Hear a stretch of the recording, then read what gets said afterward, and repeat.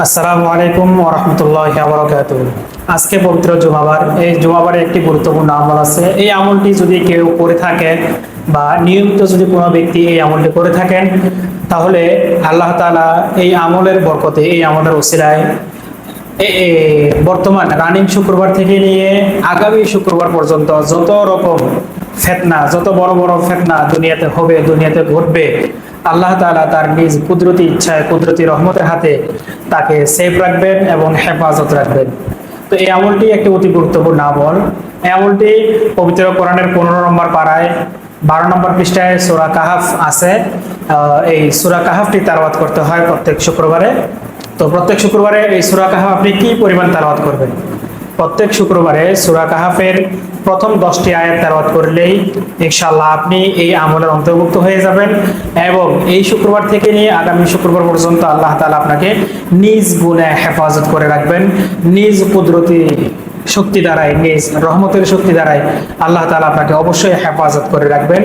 তো সূরা কাহাফের প্রথম 10টি আয়াত আমি তেলাওয়াত করতেছি, আপনারা শুনবেন ইনশাআল্লাহ এবং আপনারা শুনে শুনে কোরআন শরীফের 15 নম্বর পারা থেকে এই আয়াতটি এবং এই সূরাটি আপনারা তেলাওয়াত করবেন ইনশাআল্লাহ। তো আমি শুরু করতেছি। আউযু বিল্লাহি মিনাশ শাইতানির রাজীম। বিসমিল্লাহির রহমানির রহিম। الحمد لله الذي أنزل على عبده الكتاب ولم يجعل له عوجا قيما لينذر بأسا شديدا من لدنه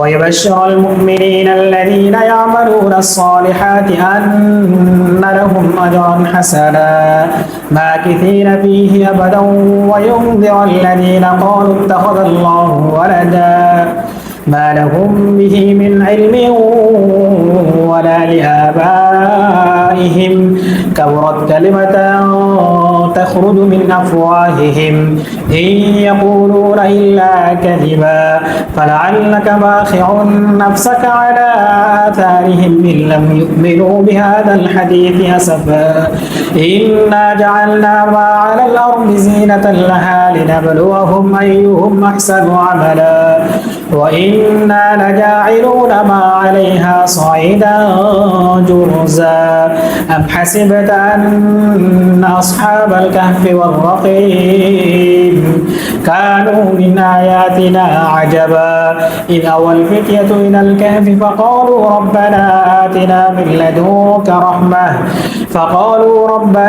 آتنا من لدنك رحمة وهيئ لنا من أمرنا رشدا فضربنا على آذانهم في الكهف سنين عددا ثم بعثناهم لنعلم أي الحزبين أحصى لما لبثوا أمدا صدق الله العظيم।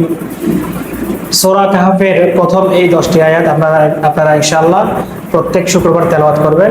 এতে আল্লাহ তাআলা দেখা যাবে যে এই সপ্তাহের মধ্যে যদি দাজ্জালের ফিতনাও এসে থাকে, ইনশাআল্লাহ আল্লাহ তাআলা আপনাকে দাজ্জালের ফিতনা থেকে হেফাজত রাখবেন।